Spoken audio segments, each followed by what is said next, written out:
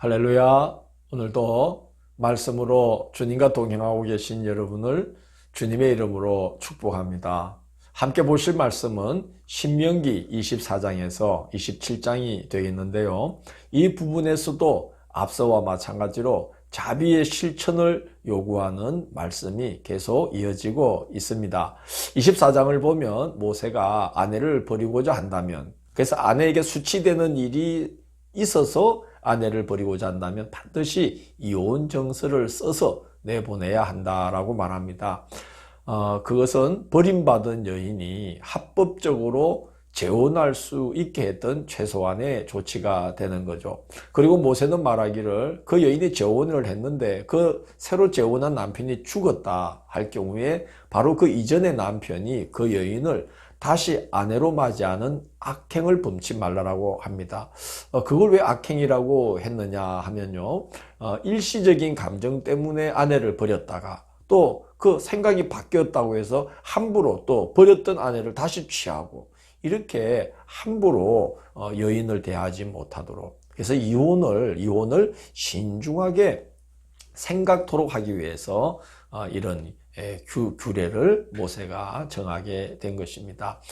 예수님은 이혼 정서는 너희들이 너무나 악해서 모세가 이혼 정서라도 써서 내보내라고 한 것이지, 본래 부부는 하나님께서 짝지어 주신 관계이므로 아내를 절대로 버려서는 안 된다라고 이제 못을 박아 말씀을 하셨습니다. 그 다음에 자비의 실천을 명령하는 여러 규정들이 24장 안에서도 몇 가지 기록 언급이 되고 있는데요. 그 중에 이제 한 가지만 보자면 담보물에 대한 규정을 이렇게 말씀을 하고 있습니다. 이제 전당을 잡을 때 맷돌이나 그 윗짝을 전당 잡지 말라는 거죠. 그렇게 하는 것은 그의 생명을 전당 잡는 것과 같다고 말합니다. 그렇죠? 이 맷돌은 그 당시에 그 음식을 지어 먹을 때 반드시 필요했던 것인데 그거를 전당 잡으면 그 집 식구들은 다 굶어 죽으라는 이야기지요. 절대 그렇게 하지 말라는 겁니다. 요즘 그 악덕 고리대금 업자들 중에 장기 포기 각서를 받고 돈을 빌려주는 그런 사람들이 있다고 해요. 그건 정말 너무나 악한 짓이라고 볼 수가 있겠죠. 하나님은 맷돌조차도 전당 잡지 말아라 그러셨어요.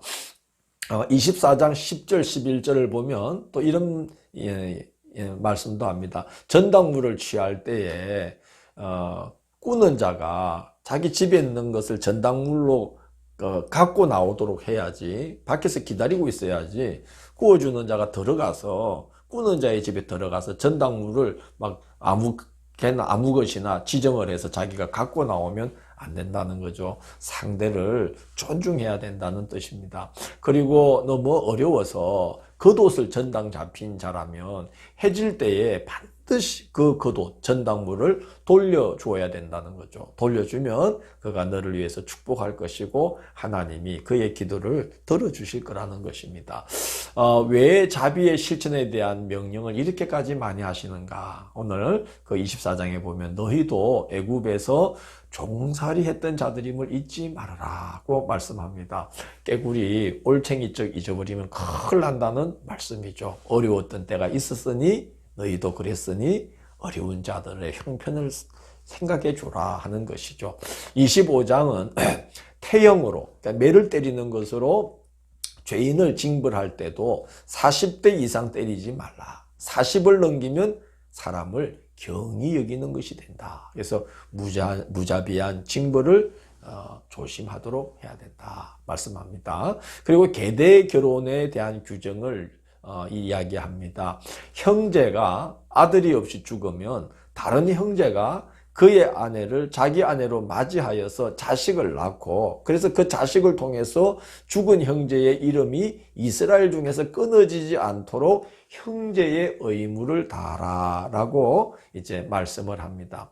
이건 사실은 이제 그 족보가 이어지게 하려는 그런 이제 배려도 있지만, 그 자기 집안으로 들어온 여인을 그 집안 사람들이 책임을 지는 그런 규례를 만든 것이죠. 자비를 실천하라는 것입니다.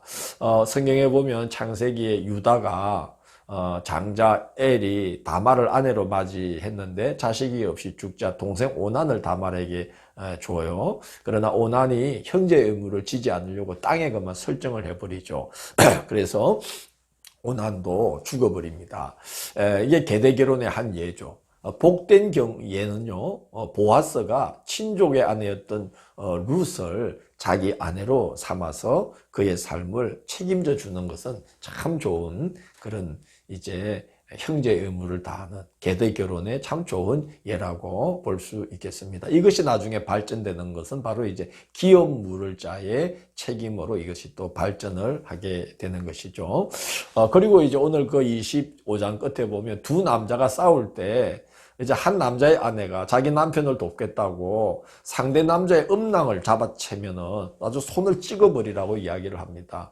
아까는 뭐 40대 이상 때리면 안 된다. 그래서 무자비한 징벌을 피하라고 했는데 이 경우는 잘못하면은 목숨이 위태롭고 최소한 불구자가 되는 거거든요. 그래서 그 여인이 무자비한 행동을 했기 때문에 그에 합당한 처벌을 해야 된다 하고 말씀을 하는 것입니다.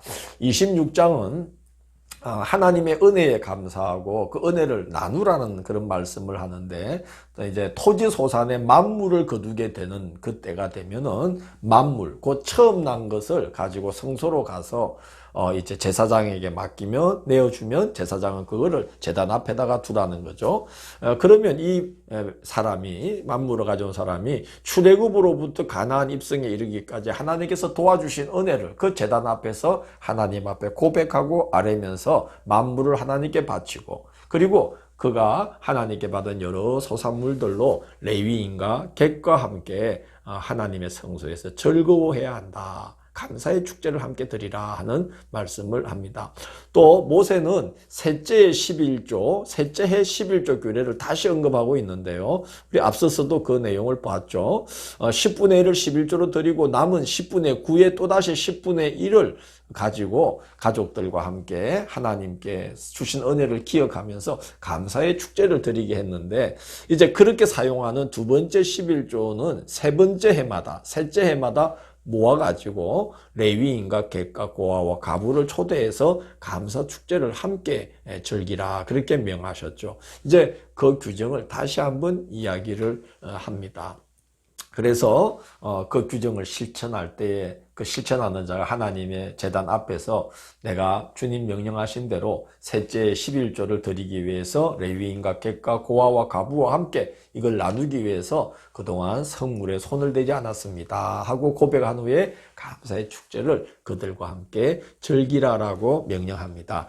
자, 이렇게 명령을 지켜 행하면 여러 자비의 명령들을 지켜 행하면 하나님의 보배로운 백성 하나님의 손에 보물 같은 그런 백성이 되고 모든 민족 위에 뛰어나게 하시며 하나님의 찬송과 명예와 영광이 되게 하신다고 약속을 하고 있습니다.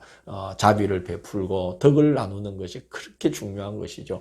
27장을 보면 말씀에 순종하는 것이 백성들의 마음에 새겨지도록 모세는 이제 가나안에 들어가기 직전에 이 백성들에게 시청각 교육을 행할 것을 모세가 명령하고 있습니다. 가나안 땅에 들어가면 큰 돌들을 에발산에다가 세우고 거기에 석회를 바른 후에 거기에 율법의 모든 말씀을 새겨 넣으라는 거죠. 그리고 백성들을 둘로 나누는데 한쪽은 이제 축복의 말씀에 화답하도록 거리심산에 세우고 나머지 절반은 저주의 말씀에 화답하도록 에발산에 세우라는 거예요. 이 거리심산과 에발산은 서로 마주보고 있고 그 사이로 이렇게 평원이 쭉 펼쳐지고 있는 그런 이제 곳입니다. 그래서 여러 사람들이 함께 화답을 하게 되면 메아리 쳐서 평원으로 소리가 울리게 되는 것이죠. 그래서 이제 그 말씀마다 축복의 말씀에는 아멘으로 또 저주의 말씀에도 아멘으로 화답을 하여서 메아리 치면서 그 말씀이 또 그들의 약속하는 화답이 백성들의 마음과 내리에 새겨지게 하라는 것이죠. 왜냐하면 말씀이 복이기 때문에 그렇습니다. 시편 1편 2절은 복 있는 자에 대해 이렇게 증거합니다. 오직 여호와의 율법을 즐거워하여 그 율법을 주야로 묵상하는 자로다. 복 있는 사람은 하나님의 말씀을 꼭 붙들고 매일매일 그 말씀을 묵상하며 지키며 살아가는 자가 복 있는 자라는 거죠. 그 결과는 그렇다는 거예요. 그는 시냇가에 심은 나무가 철을 따라 열매를 맺으며 그 잎사귀가 마르지 아니함 같으니 그가 하는 모든 일이 다 형통하리로다. 이렇게 시편 1편은 약속하고 있고, 그는 의인의 회중에 항상 그 자리를 지키고 있을 것이다 라고 약속을 하고 있습니다. 그러니 모세가 말씀에 순종하는 것이 얼마나 중요한지를 백성들의 마음과 뇌리에 새겨지도록 거국적인 실천과 교육을 가나안 땅에 들어가자마자 에발산과 그 리브신 산하에서 마주 세워놓고 아멘으로 화답하게 하면서 그 말씀이 새겨지도록 하라고 요구하고 있는 것이죠.